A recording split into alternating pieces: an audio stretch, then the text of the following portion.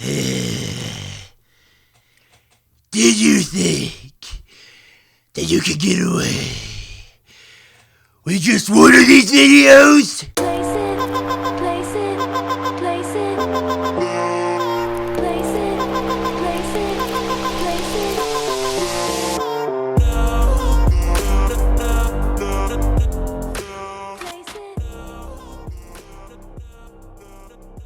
Welcome, my fellow wannabes, to my channel. I am Gabriel Fast. I am the wannabe critic. If this is your first time here, I encourage you to consider subscribing. I talk about a wide variety of things on this channel, and today we're talking about comics. So please consider subscribing, slap like, comment, give me a recommendation. A recommendation of something you want me to talk about, and we'll just get right to it. You know what I'm saying? Ooh, I gotta change my camera. Looks a little better, maybe. So today we are talking about the City of Owls, the direct sequel to Scott Snyder and Greg Capullo's breakout hit, The Court of Owls.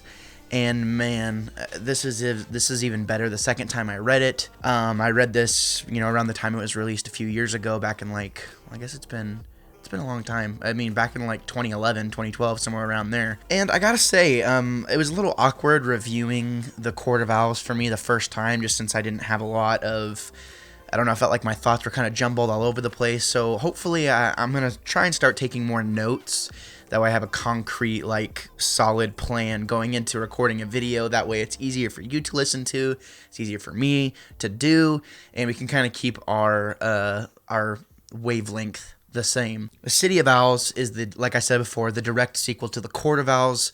In The Court of Owls, we learned that there has been an Illuminati of sorts in Gotham City that have kind of been pulling the strings ever since Gotham's inception, since it became a city. Just kind of like a local legend of sorts. Well, Bruce Wayne / Batman does some investigating, and lo and behold, he finds out, oh, they're real. So in the first volume, we learn that Bruce Wayne has basically started this initiative to try and make Gotham a better place, and he's trying to round up and drum up business to be able to do that. And part of that is actually to make Gotham a better place, but part of that is also just to kind of have multiple bat caves around the city. That way he can kind of keep an eye on Gotham City because he takes ownership of it, because that's something that Batman would do totally. So basically the Court of Owls ends up, they don't really like that idea because in a sense that weakens their control. They've been there since the beginning, looming in the shadows, in your walls, so to speak, as what the nursery rhyme says. So basically changing the city around would probably weaken their hold over the city. So that's kind of a general overall idea of kind of what this book gets into.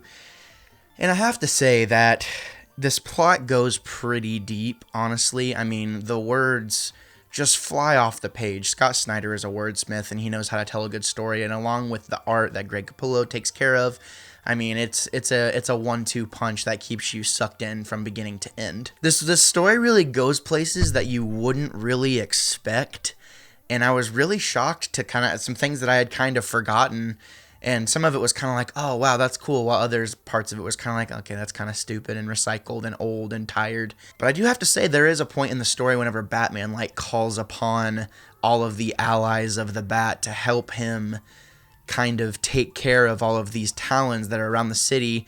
And the Talons are they're looking for all of these people that could be a threat to them that want to help Bruce Wayne's initiative. So Batman basically needs all the help he can get in trying to save all of these people who are virtually innocent and just want to make Gotham a better place. There's a super strong cast of characters in this story, and it's really buyable, I mean, in my opinion. One of my favorite parts of this book is whenever Batman does call for help, though, and it shows a frame, or it shows a page where basically you have the Birds of Prey are in frame, Nightwing's in frame, Robin, Batgirl, everyone who's associated with Batman, even the Red Hood is part of it. And that was just kind of a cool thing to see happen, the Batman calling for help and kind of reaching out to the family to help him with what's going on. I don't know, for just like a comic book fan, that's a really cool thing to see. This was a huge event, that had happened, and it kind of spread across all of DC Comics, really. It was called the Night of the Owls. So like Nightwing had a string of comics that was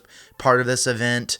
Batgirl had a string of comics that were part of this event. There was a handful of other ones that were definitely a part of it.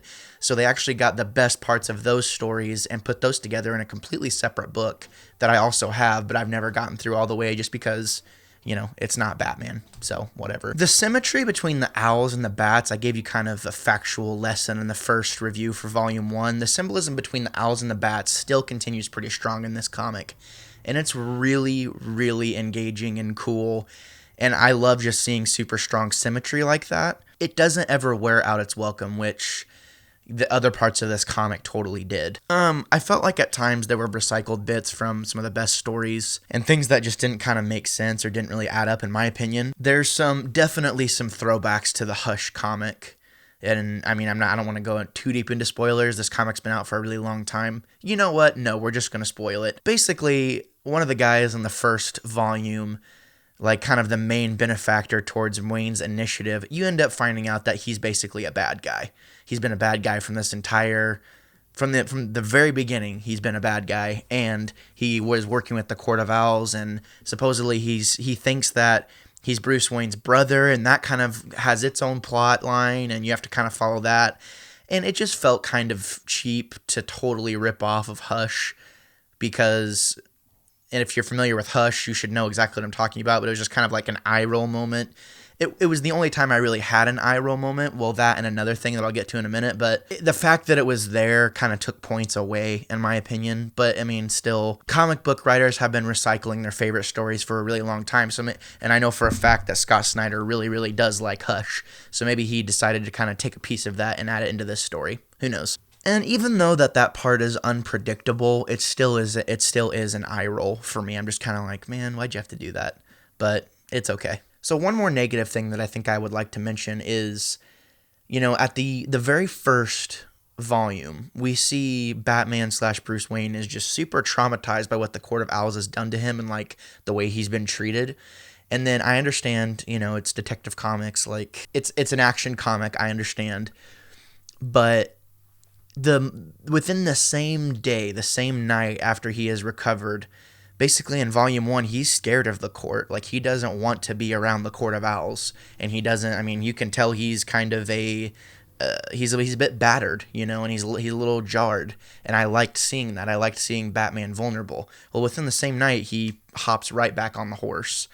And it just kind of made me think, it's like you could have taken just a little bit more time to kind of develop that a little more, because this book isn't as long as the Court of Owls, I don't think. It doesn't feel like it's as long, and there's multiple stories inserted at the very end to kind of tie up some loose ends and kind of give you some context. But still, like, you could have elaborated more on kind of like the Dark Knight Returns type aspect where he's literally having to take time off of being Batman. That was a really cool story to tell in that comic, and I wish they would have taken notes from some of the greats and inserted in here, because it's just like, wow, yeah, I'm traumatized. Because it's like, owls are scary. Dude, you're fine. Okay. And then boom, he's back in it. So like literally one right after the other. So that was kind of like a gripe that I had. It was like, man, you could have taken more time, given us even an entire issue of recovery before and I understand like the Talons are basically en route to him at that moment as he's escaped in the first volume, but still it was just kind of a nitpick that I had. And it doesn't take away from the greatness of this comic and the story. It's really, really good.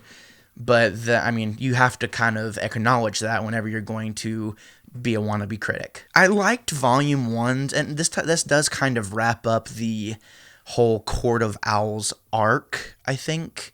I know they come up again later. Like, this is just kind of like a story to solidify their place in the DC universe as villains. This is a really good story to solidify them and solidify the Talon into the DC universe, and kind of makes it a super admirable thing to bring back up. And I know other stuff has done it. I know Gotham's done stuff with the Court of Owls. Haven't watched it, don't know anything about it. But I think this is the best portrayal in this story of what I've seen of the Court of Owls. And I did like Volume 1 better because it was a little bit more mystery and suspense, whereas this was super duper actiony. And I think it was a good climax for the story. So with a super solid story, a super good establishment for a villain arc, and, you know, a couple of gripes here and there, I'm going to say this is a super solid comic that definitely deserves your attention. I'm going to give this an 8 out of 10. So what did you think? Did you ever read this comic? Have you read it? Are you going to read it? Definitely let me know in the comments below. I hope you liked this format a little bit better. Hopefully my thoughts are more concise. I won't know until I go to edit. So we'll see. If you did a bad job, you suck. But anyways, thank you so much for watching. I appreciate the feedback I've been getting. I've been getting a lot of different requests to do things. I've been getting a lot of different feedback, and it's all appreciated. So thank you so much. Keep it coming, and I appreciate everything that you guys do for me. So I also appreciate you preparing yourself for a plethora of hot takes and potentially unpopular opinions. I am Gabriel Fast. I will always be the wannabe critic.